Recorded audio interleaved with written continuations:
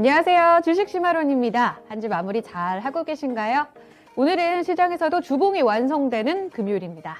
그동안 4월 들어서면서 쭉쭉 양봉을 기록했던 양시장인데요. 아쉽게도 코스피는 오늘로써 보면 음봉 전환되지 않을까 싶고요.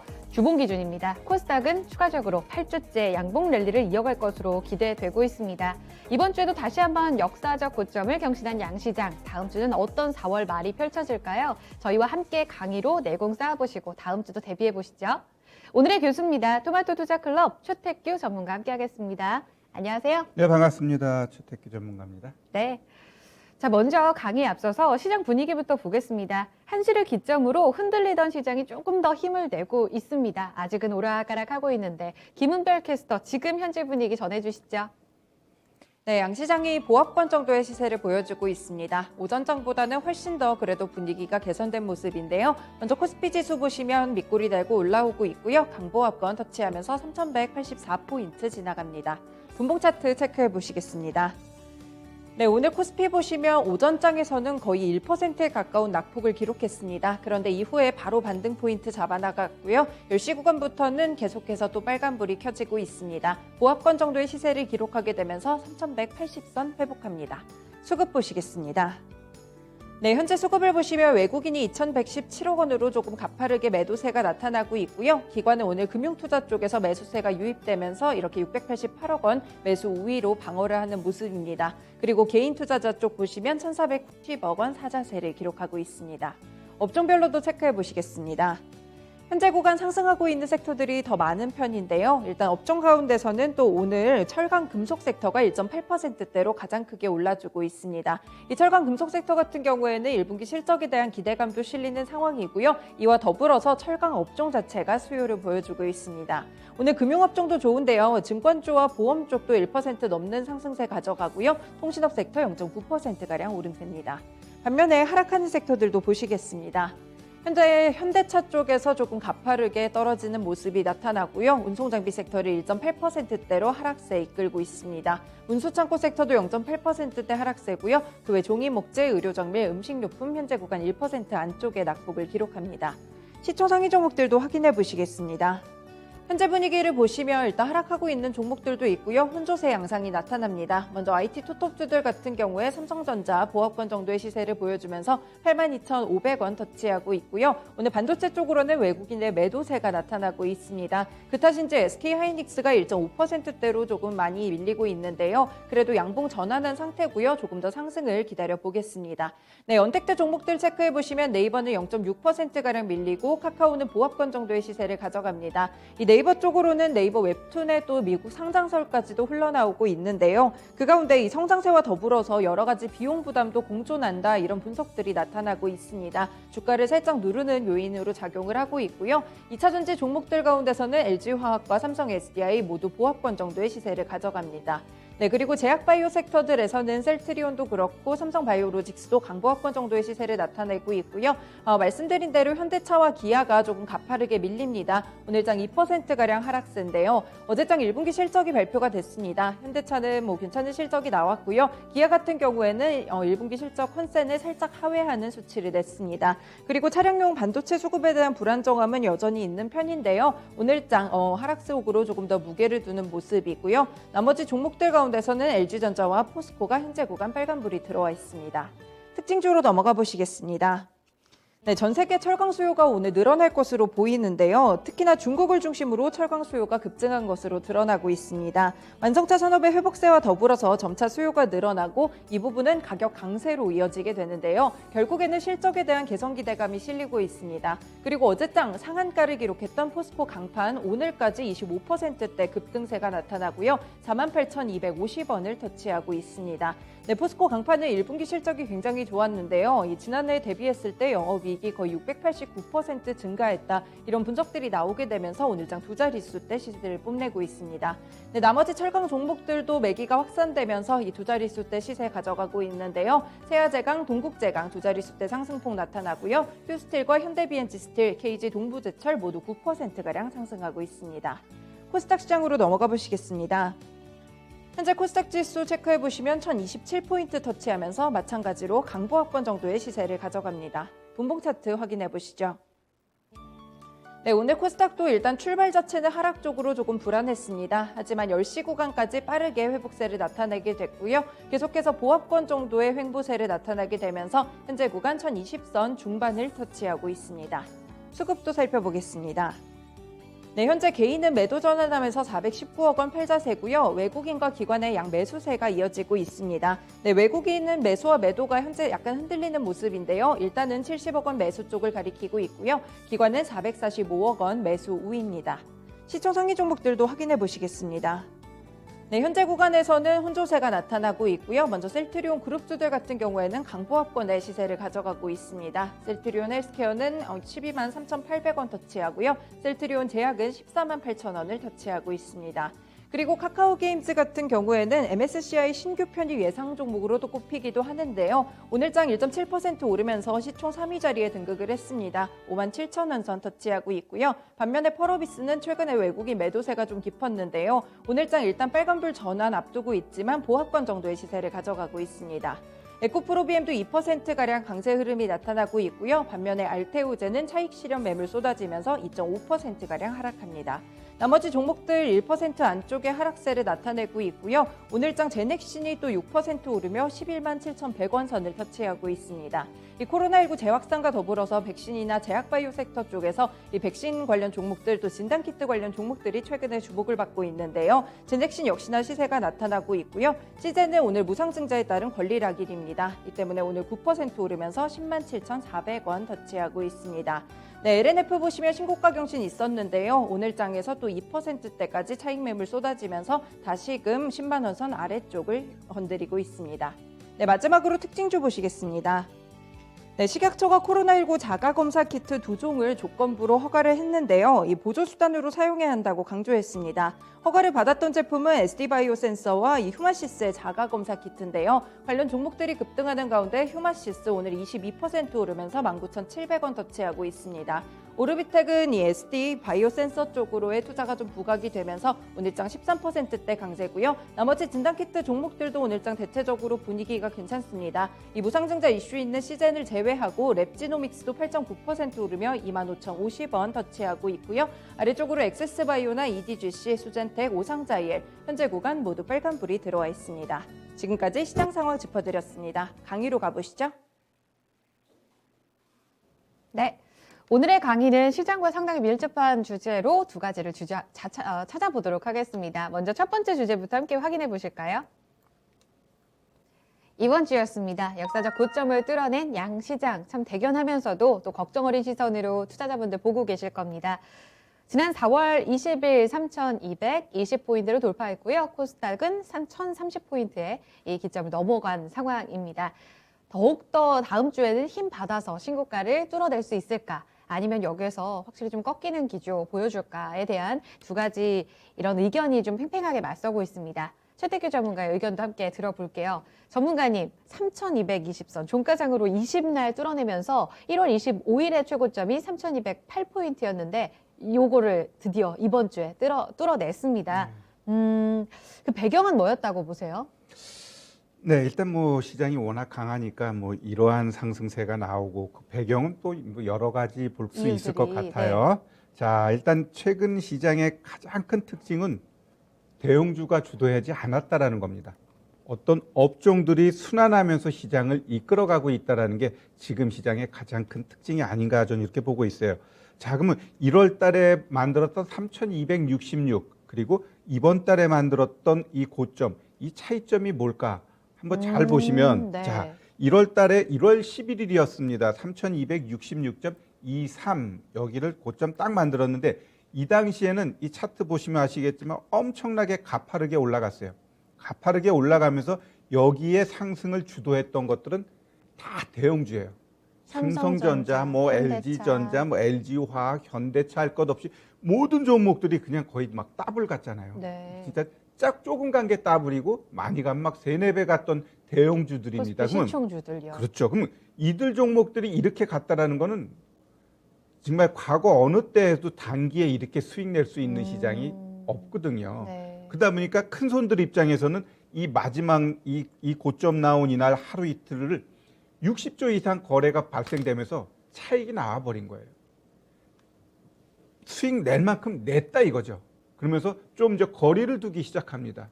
그러다 보니까 시장이 어떻게 돼요? 질질질질질질 내려갔어요. 그러면 자, 지금 시장에서의 이러한 상승은 또 왜 나왔을까라고 네, 이번엔 했을 뭐가 때 달라요? 이것은 결국 미국의 덕입니다. 미국. 아. 이 트럼프, 바이든이 엄청나게 또 부양책을 던져가면서 네. 시장을 이렇게 뭐랄까 다독이다 보니까 결국 경기도 어느 정도 살아나고요. 글로벌 백신, 증시 때문에. 백신도 네. 혼자서 다 가져가면서 국민들 맞춰버리니까 모든 여건들이 좋아지는 거예요. 그러니까 미국 증시가 엄청나게 가고 거기다가 그 뭐랄까 유럽, 독일 증시부터 해가지고 다 잘 가고 있거든요. 그러니까 우리 증시라고 여기서 팽당할 이유가 없어요. 가긴 가는데 이 작년에 주도했던 그 큰 대형주 쪽에서는 얘를 더 끌어올리기에는 버겁다라는 거죠. 결국 시총 큰 종목들을 1% 올리는 것보다는 시총 작은 종목을 2, 3% 올리는 게 돈이 덜 들어요. 결국 지금 거래대금이 늘어났냐 아니면 거래대금이 늘어나지 않았음에도 불구하고 이렇게 시장이 간다는 건 시장이 바뀌었다는 거죠. 대형주가 아닌 중소형 장세가 이어지면서 시장을 지금 이렇게 이끌어가고 있다라고 보시면 될 것 같고요. 네. 지금 상승의 가장 큰 특징은 낙폭과대 종목들이 많이 올라가요. 특히 코로나 확산이 확산되다 네. 보니까 어찌 보면 이 제약바이오 종목들이 제법 올라가는데 특히 워낙 많이 빠졌다가 한 2, 3개월 동안 5, 60%씩 빠졌다가 그렇죠. 최근에 저점 만들면서 한 달 정도 시간이 흘러버리니까 얘네들이 오히려 이제 정배열을 만들어버려요. 그렇기 때문에 눌림 주고 추가적으로 한 번 더 갈 수 있는 게 이쪽 제약 바이오 섹터가 나온 것 같고요. 그 외에도 뭐 2차 전지니 반도체니 이런 종목군들도 삼성전자가 못 가지만 이 삼성전자의 실적이 엄청나게 잘 나왔다라는 건 결국 그와 관련된 중소형주들의 실적이 괜찮다라는 거거든요. 그러다 보니까 그들 쪽 섹터들이 또 팡팡팡팡 뛰면서 시장을 이렇게 다시 한번 고점으로 만들었다. 이렇게 좀 보시면 될 것 같습니다. 랠리 이후에 쉬었었던 오늘도 거래소에 보면 뭐 스푸트니크 V 백신 관련 종목 거래소에도 많이 상장이 되어 있기 때문에 이들 종목 중심으로도 강세가 펼쳐지면서 코스닥과 코스피가 같이 올랐고요. 또 중소형주들의 실적 개선 그리고 수급도 좀 유입되지 않았습니까? 이번에 외국인 쪽에서 들어온 코스피로 들어온 이런 자금 유입에 대해서는 어떻게 해석하세요? 자, 일단 그 결국 외국인들의 수급은 우리 시장도 보지만 전체적인 글로벌 시장의 분위기를 보면서 유입이 되게 돼 있어요. 그러면 글로벌 시장이 엄청나게 좋다 보니까 우리 시장에서도 가만히 있어서는 안 된다라는 거죠. 들어오는 겁니다. 좀 가장 아쉬웠던 건 우리 연기금이 회의를 통해 가지고 좀 그 퍼센트를 높이면서 수급이 유입될 줄 알았는데 그게 안 들어오다 보니까 대형주들이 더욱더 힘을 잃은 겁니다. 제가 보는 이 연기금이 그 시점 이후 매수로 좀 전환됐다면 대형주가 이렇게까지 외면당하지는 않았을 거예요. 네. 그렇다고 연기금이 잘못했냐? 그건 아니고 일단 연기금이 만약에 들어왔다면 대형주의 움직임 조금 더 나을 수 있었다. 이렇게 좀 우리가 볼 수 있을 것 같고요. 일단 지금 시장이 이렇게 변하고 있는 건 5월 3일이면 공매도가 재개되잖아요. 네. 그거에 대한 선반영으로 시장에 지금 뭐랄까 전체적인 수급이라든가 큰 돈들의 흐름이 지금 바뀌어 나가고 있다라고 보시면 될 것 같고요. 이 공매도라는 게 결국은 무조건 때려서 하락시킬 수 있는 부분은 아니에요. 일정 부분 내려가게 되면 다시 매수를 통해서 그 종목이 또 올라가게 되고 또 지나치게 또 올라가게 되면 또 거기서 공매도가 생기면서 다시 내려가고 그러다 보니까 시장이 크게 치고 가지 못하고 박스 흐름으로 가는데 그러한 흐름이 좀 당분간은 이어질 수밖에 없다라는 게 이제 저의 생각입니다. 네. 양폭과대였던 종목들 중심으로 올라오면서 그리고 또 경기 순환주들도 좋았던 종목들이 있지만요. 이렇게 순환하는 관점에서 1월의 고점과는 질적으로 좀 다른 이번에 신고가 돌파를 보여줬다. 이렇게 해석을 해주셨어요. 실적, 외국인 수급, 또 미증시의 영향. 코스피는 이렇게 정리가 되는데 그럼 코스닥은요? 코스닥 나란히 1030포인트 돌파하면서 닷컴버블 이후로 1000선 돌파하자마자 이거 좀 불안하게 보시는 분들도 많으셨을 텐데 어느덧 1030포인트를 이번 주에 뚫어내지 않았습니까? 네. 이건 바이오주의 덕택이었다라고 볼 수 있어요? 코스피보다 거의 코스닥이 좀 더 주도주가 명확했다고 볼 수 있나요? 당연하죠. 일단 제약바이오 쪽은 그 코로나 확산 도움을 진짜 많이 받았어요. 그리고 또 가장 많이 내려왔어요. 쉬었던 종목들 많이 내려왔기 때문에 네. 그들이 또 코스닥에서 차지하는 쉐어, 그러니까 뭐랄까 포지션이 크거든요. 그러니까 그들이 또 탄력적으로 올라가니까 시장 전체가 거래소 비에 더 탄력적으로 올라가는 거고요. 일단 우리 개인 투자자분들이 가장 좀 아쉬운 부분은 우리 셀트리온 삼형제들의 움직임이 참 안 좋죠. 네. 결국 과거에 어찌 보면 그 뇌리 때문에 그럴지 몰라요. 과거에도 공매도의 가장 주요한 타켓이 셀트리온이었거든요. 네. 이번에도 시장에서 공공연히 도는 게 결국 이 셀트리온 삼형제들이 공매도가 재개되게 되면 제일 힘들 거야 라고 하면서 좀 문제가 되고 있는데, 자 근데 제가 한번 셀트리온 차트 보면서 그러면 이 공매도가 무조건 나쁜 거냐라고 했을 때 또 그렇지는 않아요. 이 과거에 이 셀트리온 같은 경우 우리 주봉 차트 보면서 한번 제가 이 종목을 설명드려 볼게요. 이 종목이 그 2020년 이 초반에 보면은 주가가 엄청나게 낮았어요. 예, 낮았는데 더 이제 밑으로 더 크게 보면은 이쪽입니다. 여기서 보면은 이 당시에 우리 셀트리온 가격이 막 7만 원 요랬어요. 그런데 얘가 이렇게 올라갈 수 있었던 것은 뭐 램심하든 뭐든 막 좋은 얘기가 나오면서 오히려 이 종목에 공매도 쳤던 애들이 갖고 있으면 갖고 있을수록 어떻게 돼요?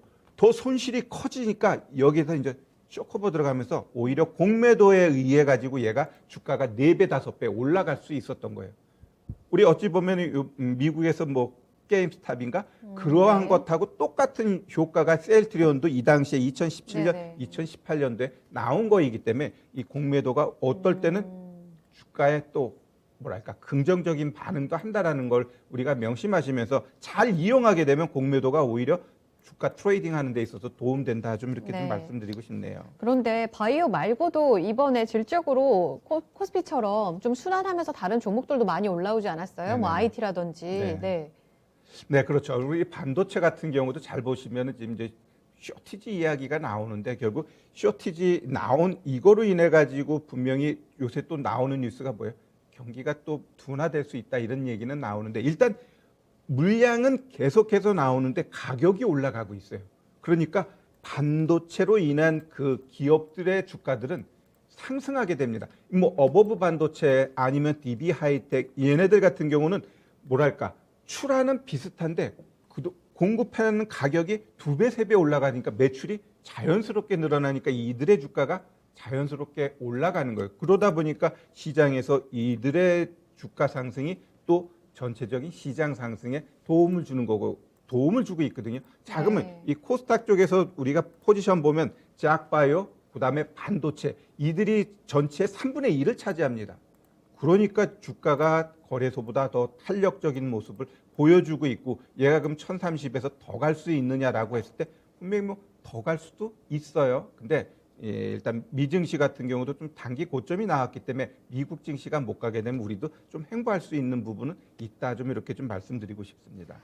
그러면 이번 주에 확실히 좀 바이오 종목들, 쉬었던 종목들도 올라왔다라고 말씀하시는 건 결국 코로나19 이런 변이 바이러스로 인해서 또 백신 접종과 관련돼서 계속 지연되는 이런 부분들이 바이오 관련 종목들에게 계속 영향을 주는 이슈잖아요. 네네.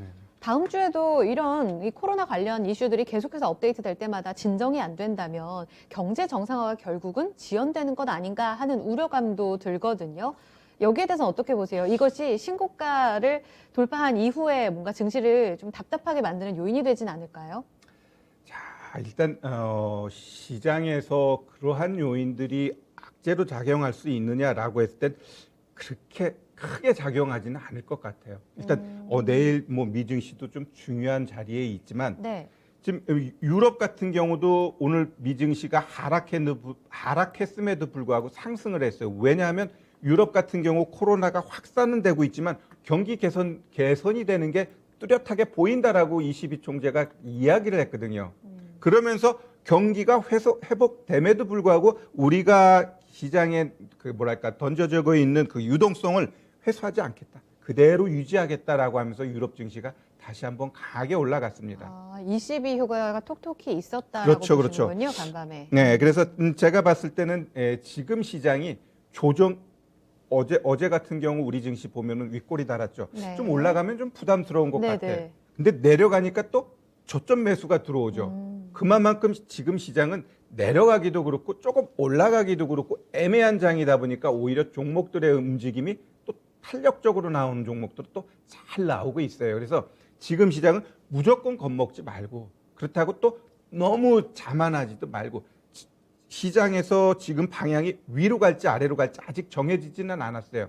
그렇다고 한다면 일정 부분 현금 뭐 10% 20% 이것만 딱 쟁겨놓고 기본적인 트레이딩은 계속해서 수익 낼 수 있는 장이다 이렇게 좀 보시면 될 것 같고요. 경제가 둔화될 수 있다 이 부분은 현 시점에서 크게 작용은 안 할 것 같습니다.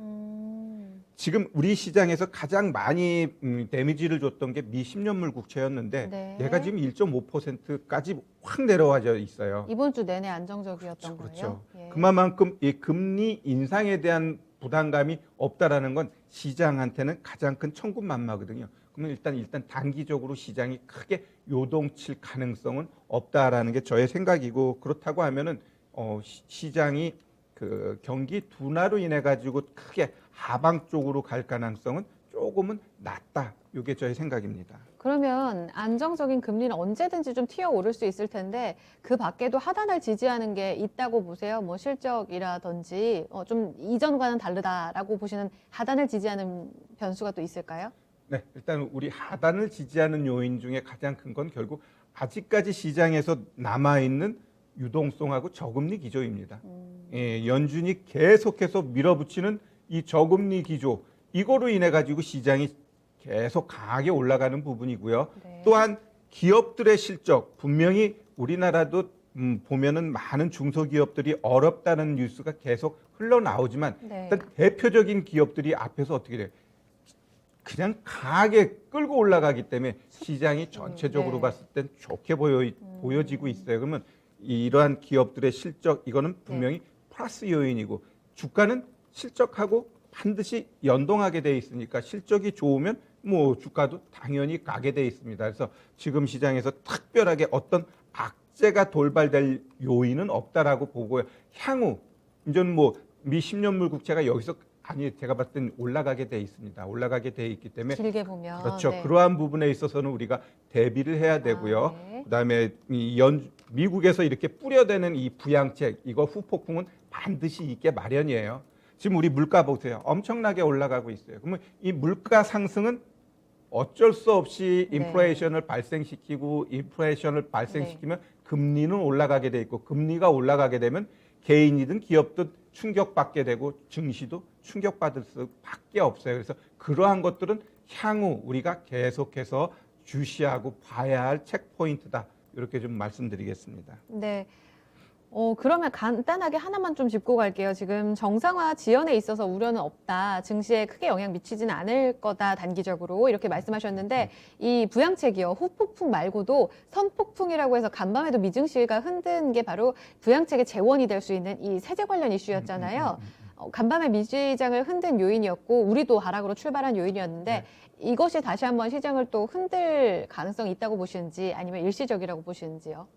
미국에서의 그 증세는 이미 다 노출된 재료죠. 네. 이 노출된 재료는 나오면 그냥 거기서 단기적으로 희석될 수밖에 없습니다. 그리고 계획이지 그게 발표가 된 게 아니잖아요. 그러면 그러한 것들이 자꾸 구체화되면서 한 번씩 시장에 던져주게 돼 있어요. 그러면 그때마다 살짝 충격받으면서 시장은 그래 조금 있으면 이제 법인세 올라갈 거야. 조금 있으면 뭐랄까 고액 자산가들에 대한 세금을 올릴 거야. 이러한 것들이 현실화될 때 충격을 덜 받게끔 시장에 자꾸 이제 던지는 거거든요. 그렇기 때문에 그러한 것들이 하나하나 자꾸 나온다라는 결국에는 하겠다라는 거기 때문에 그러한 것들이 할 때 한 번 더 충격은 나오겠지만 이미 다 알고 있는 악재는 더 이상 악재가 네. 아니기 때문에 그러한 것들은 단기적인 재료로 봐야 됩니다. 알겠습니다. 그럼 혹시 전문가님께서 지금 보시는 이 신고가 자리에서 시장을 흔들 만한 증시 변수는 어떤 게 있다고 보시는지 좀 정리해 주세요. 앞서서 이런 인플레 키워드는 장기적으로 계속 네네. 주시하자라고 말씀하셨잖아요. 그 밖에 네. 또 어떤 것들이 있을까요? 자, 지금 우리는 이 시장에서 가장 큰 악재는 비쌀 때가 가장 큰 악재예요. 아, 또 가장 큰 호재는 가장 쌀 쌀 때가 때가. 가장 큰 호재거든요. 네. 좀 미증시가 왜 조금 흔들렸고 우리 증시도 왜 변동성을 줬느냐. 일단 고점에 대한 부담감입니다. 그럼 지금 이 시점이 여기서 이게 고점이냐 아니냐 그건 논할 수는 없지만 아마 이 자리에서 아마 횡보가 이루어질 겁니다.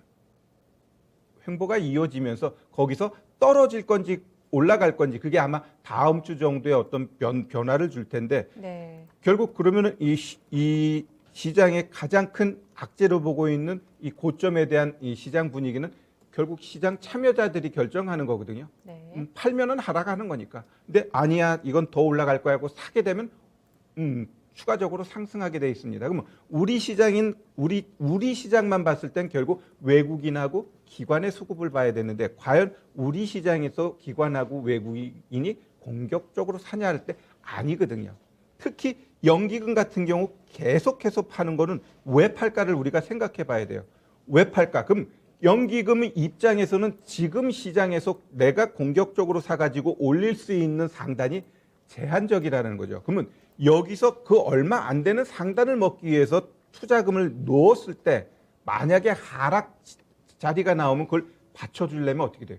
돈이 더 많이 들어가거든요. 네. 그러한 것까지 생각한다면 연기금 입장에서 현 시점에서는 보수적으로 나아가는 게 저는 맞다라고 봅니다. 저도 지금 시장이 추가적으로 엄청나게 더 갈 수 있는 시장이라고 좀 보고 있지는 않아요. 미국 증시는 아마 좀 차별적으로 더 갈 거예요. 그러나 우리 시장 같은 경우는 그들과는 다른 체력을 갖고 있기 때문에 분명히 상당히 막히는 흐름 속에서 미증시가 잘 가게 되면 우리는 박스 흐름만 가더라도 우리 투자자 입장에서는 충분히 수익 낼 수 있는 시장이 연출되기 때문에 뭐랄까 어떤 수급 주체가 파니까 안 돼. 그것보다는 이 시장에서 내가 어떤 섹터로 가가지고 수익을 낼 건가 그것만 생각하게 되면 지금 시장은 충분히 수익 낼 수 있다 이렇게 말씀드립니다. 그럼 다음 주 어떻겠습니까? 미시장을 전망해 봐야 될까요? 우리 시장의 다음 주 추가적인 흐름 좀 짚어주시고 또 여기에서 중요하게 보는 포인트 있으신지 궁금해요. 다음 주 보니까 FOMC도 있고 또 여기에 더불어서 코로나19 상황 같은 이런 변수들도 계속 업데이트해서 봐야 될 것 같은데 전문가님은 어떠세요? 자, 내가 한번 뉴욕 증시 차트 보면서 한번 다음 주 방향에 대해서 한번 말씀드려 볼게요. 네.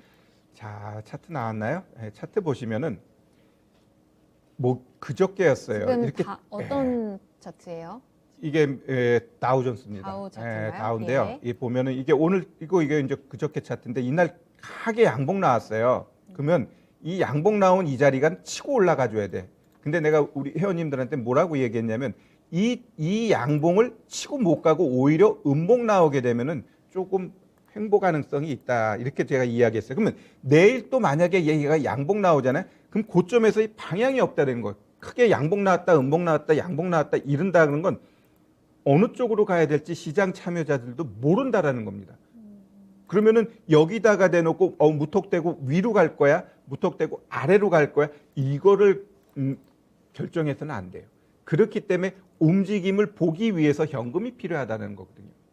지금 이 미국 증시 내일 같은 경우 만약에 여기서 한 번 더 떨어지게 되면 다음 주 분명히 추가 조정 나오면서 또 양봉 나오고 이런 식으로 하면서 하락 쪽으로 갈 가능성이 있어요. 우리 시장 어제 오늘 분명히 의미 있는 지금 캔들을 만들었지만 이 캔들은 크게 막 거래가 늘어난 게 아니라 시장에서 조금 내려가면 올라가겠다라는 그러한 흐름이기 때문에 만약에 미국 시장이 추가적으로 하락이 똥똥 나오게 되면 우리 시장 똑같이 내려갈 수밖에 없다라고 보여지니까요. 일단 시장에 대해서 다음 주까지는 조금은 그래 뭐랄까 좀 보수적으로 보자. 보수적으로. 그러나 너무 겁먹지는 말자. 지금 이 캔들만 봤을 때 얘가 그냥 무턱대고 아래로 간다라고 보여지지는 않아요. 그렇다고 또 그냥 올라가기에도 어제 오늘의 캔들로 봤을 때 쉽게 또 올라갈 것 같지는 않다라는 겁니다. 이러한 캔들이 바닥권에서 나오면 이거는 상승 쪽으로 봐야 돼요. 근데 이게 지금 완전히 신고가 자리잖아요. 그럼 신고가 자리에서 이렇게 양봉 음봉 나와버리면 오히려 좀 확률적으로 떨어질 확률이 조금 더 높다라는 게 저의 생각이기 때문에 뭐 완벽하게 맞지는 않지만 조금은 한번 며칠 정도는 관망하면서 종목 선정하는 데 있어서 조심하자. 어차피 우리 시청자 여러분들도 보유 종목이 더 많잖아요. 그러면 일단 보유 종목들에 집중하고 신규 매수는 조금 확인하고 하는 게 좀 바람직해 보입니다. 다음 주는. 알겠습니다. 전략 여기서 마무리 지을게요. 갇혀있는 흐름으로 다음 주도 좀 더 횡보할 가능성 높습니다. 이때는 또 미증시의 상방과 하방을 잘 보셔야 될 것 같고요. 신규 매수에 있어서 현금을 들고 계시는 분들이라면 다음 주 너무 섣부르게 진행하시기보다는 조금 신중하게 움직임 보셔야 될 것 같아요. 또 27일, 28일 FMC 회의도 있습니다. 체크해 보시면서 다음 주 전략 참고해 주세요. 두 번째 강의로 넘어가겠습니다. 기후 변화라는 이런 실존적 위기에 대응하기 위해서 각국이 뭉쳤습니다. 바이든 대통령의 이런 초청으로 화상회의로 세계 기후 정상회의가 열렸는데요. 어제 밤에 우리 시간으로 이렇게 개막을 했고요. 5개 세션으로 진행이 되는 상황입니다.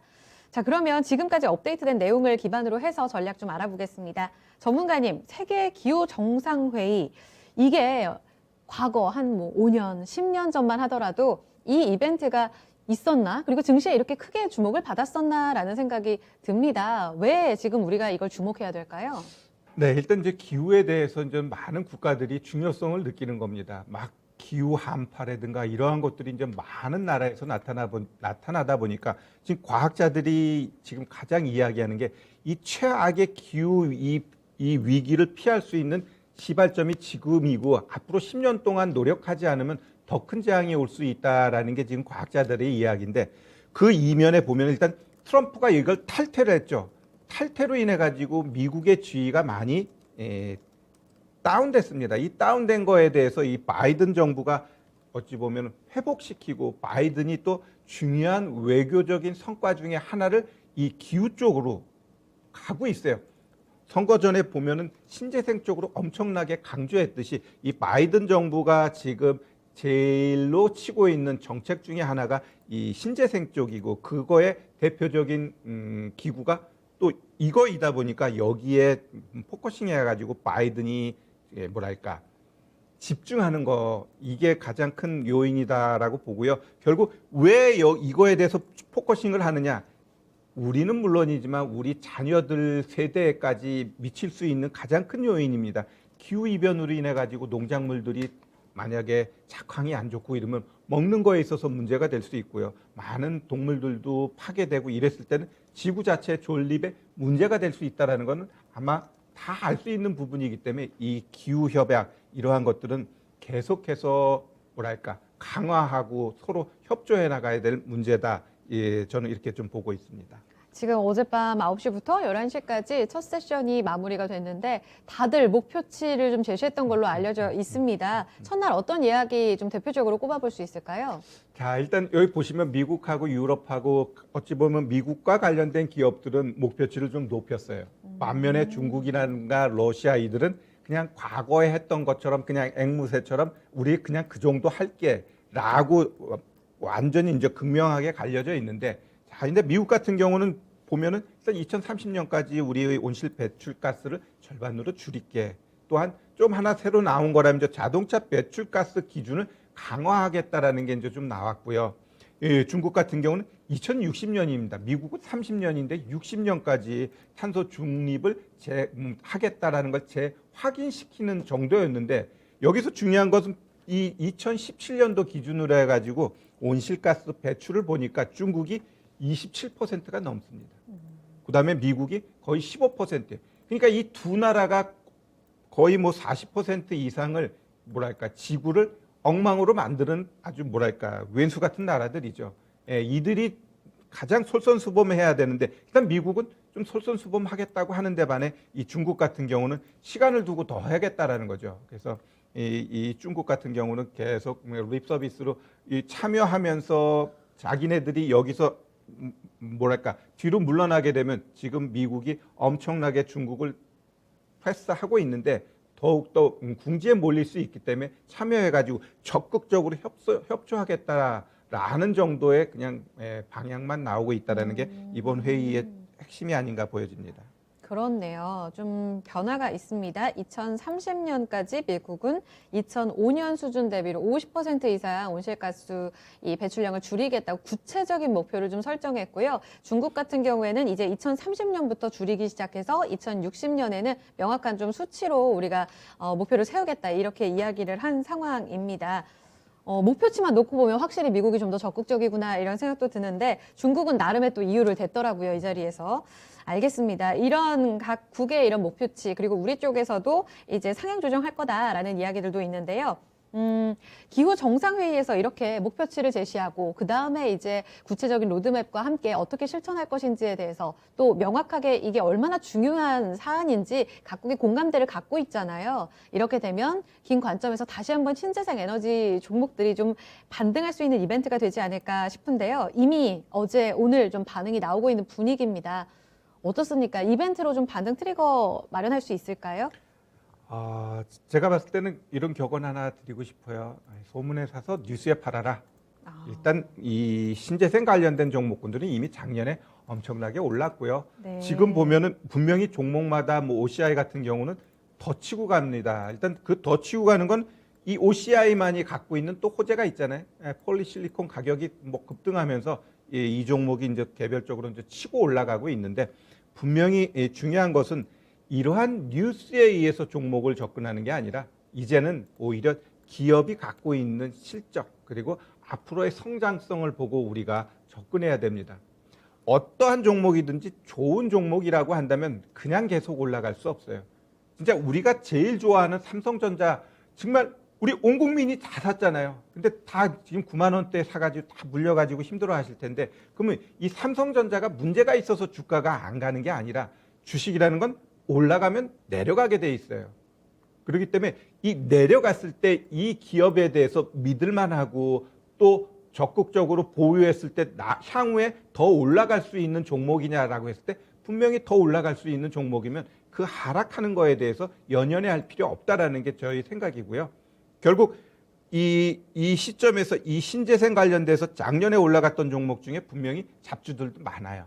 그러나 분명히 좋은 종목들이 만약에 눌림을 주고 안 가고 있다라면 그러한 것들은 분명히 사야죠. 왜? 이 신재생 관련된 이들도 보면 이제 미래 먹거리로서 계속돼서 부각될 수 있는 섹터이다 이렇게 좀 말씀드리고 싶네요. 네. 좋은 종목과 잡주, 조금은 옥석 가리기로 올해에는 펼쳐질 거다 이 말씀이신 건데 그 기준점이 되는 건 실적인가요? 어떻게 봐야 될까요? 그렇죠. 실적하고 어찌 보면 이 업황이에요. 업황. 제가 가장 많이 설명드리는 게 이 삼성 엔지니어링 같은 경우 2011년도에 17만 원까지 올라갔었어요. 근데 이쪽 업황이 안 좋으니까 삼성이라는 브랜드를 가지고 있음에도 불구하고 이 종목의 주가를 한번 볼까요? 이 월봉 차트인데요. 일봉도 아니고 월봉이에요. 17만 5천 원짜리가 지금은 막 저점은 6,900원까지 떨어졌죠. 그러면 우리가 종목을 볼 때는 이 종목의 업황이 향후 계속해서 성장할 수 있는 업황인가를 봐야 돼. 만약에 업황이 아니다라고 생각할 때는 그들 종목군들은 좀 조심해야 돼. 나는 기억이 생생한데 이 삼성 엔지니어링이 막 10만 원 깨질 때 야, 논밭 팔아서 사야 된다고. 아마 논밭 팔았으면 그거 다 날아갔을 것 같아요. 이 주가 흐름 봤을 때는. 그렇기 때문에 우리가 주식을 할 때는 일단 기본적으로 시장의 흐름을 봐야 되고요. 그리고 내가 사고자 하는 이 기업의 향후 성장성을 봐야 돼. 그러면 지금 시장에서 성장성은 우리 다 잘 알고 있잖아요. 일단 제약바이오는 계속해서 클 거예요. 근데 제약바이오는 워낙 그 기업들의 실적들이 들쑥날쑥하고 문제가 되는 기업이 많기 때문에 진짜 옥석 가리기가 좀 쉽지는 않아요. 그다음에 2차 전지, 그다음에 신재생, 그다음에 반도체. 이들 섹터는 계속 성장할 수밖에 없어요. 신재생은 업황 다 좋다라고 보시는 예, 거예요? 예. 네네. 그렇기 때문에 그들 종목군 쪽에서는 충분히 우리가 네. 이제 봐야 되는데 일단 굉장히 한번 세부적이잖아요. 태양광, 또 해장풍력, 또 뿐만 아니라 수소, 탄소 배출권, 뭐 2차 전지도 여기에 큰 범위 안에서 또 포함이 되는데 이 안에서도 다 이제 신재생 쪽이 다 좋다고 보시는지 옥석을 가려낼 때 어떻게 종목을 좀 압축할까요? 주가 위치 봐야죠. 주가 위치를 봐야 되고요. 먼저 우리 OCI 볼게요. OCI도 솔직히 이게 작년부터 했다라면 작년에 26,000원까지 내려갔어요. 어마무시하게 그냥 겁을 주고 지금은 145,000원까지 올라갔는데 얘의 주가를 그럼 지금 자리에서는 어떻게 봐야 되느냐라고 했을 때 일단 지금은 좀 조심할 때는 됐습니다. 왜? 이격 벌어지고 어지간히 올라갔어요. 그러면은 얘는 일단 신규 매수는 좀 자제하고 갖고 계신 분들은 내가 봤을 때 이 패턴이라고 한다면은 여기서 한 10%는 더 올라갈 수는 있어요. 그럼 거기 올라가게 되면 진짜 이격이 벌어지니까 아마 좀 조정 나올 수 있다라고 보여지고요. 반대로 이제 우리 또 여러분들이 좋아하는 이 풍력 대장주 CS 윈드. 자, 이 종목 같은 경우도 이게 무증까지 했기 때문에 네. 작년 기준으로 하면 이게 지금 16만 원, 17만 원짜리거든요. 작년에 3만 원부터 시작했었으니까. 그러면 이 자리에서 얘가 더 갈 수 있느냐를 할 때 지금 굉장히 중요한 자리에 있어요. 정배열을 만들까 말까 하면서 지금 여기서 엄청나게 공방하면서 매물대가 쌓여져 있다라는 거거든요. 그럼 여기서 얘가 치고 올라가게 되면 다시 한번 신고가를 향해서 갈 수 있겠지만 만약에 이걸 치고 못 가게 되면 어떻게 돼요? 아마 좀 떨어질 가능성이 있어요. 그래서 요 종목도 제가 봤을 땐 좀 신규 사기는 좀 그래요. 그냥 갖고 계신 분들만 좀 뭐랄까 추가 수익을 낼 수 예, 있을까요? 그게 좀 맞을 것 같고요. 네. 그다음에 2차 전지 쪽에서는 우리 LNF5는 뭐 1조 이상의 수주 나와놓고 물량 나왔죠. 이건 제가 봤을 때는 수주 나온다는 걸 시장이 알았기 때문에 오히려 다른 종목에 비해 강하게 올라간 겁니다. 그래서 이 종목은 이제 당분간은 좀 조심할 필요가 있다. 이렇듯 뭔가 뉴스가 나와도 주가가 고점이면 좀 조심해야 돼요. 예, 조심하고 오히려 이제 갈 종목이 뭔가 이러한 쪽에서 우리가 포커싱 해야 된다. 이렇게 좀 말씀드리고 싶습니다. 알겠습니다. 대표 종목들의 흐름까지 좀 구체적으로 봐드렸어요. 전략 여기서 마무리 지어야겠네요. 시간 어느덧 또 이렇게 흘러갔습니다. 강의 내용 잘 참고해 주시기 바랍니다. 교수님 여기서 보내드릴게요. 토마토 투자클럽 최태규 전문가였습니다. 고맙습니다. 네. 네, 주식시발론 저희가 준비한 내용 여기까지입니다. 오늘도 투자 판단에 도움될 수 있는 강의 내용으로 전해드렸고요. 이 내용은 특정 종목의 상승, 하락을 보장하진 않습니다. 마지막으로요. 미스터 진단 지금 참여하실 수 있어요. 한 주 마무리하는 시점에서 내 종목 궁금하시다면 오늘 밤 상담 받아보세요. 미리 신청 가능합니다. 02-2128-3388번으로 지금 전화 주시기 바랍니다. 저는 다음 주에 뵙겠습니다.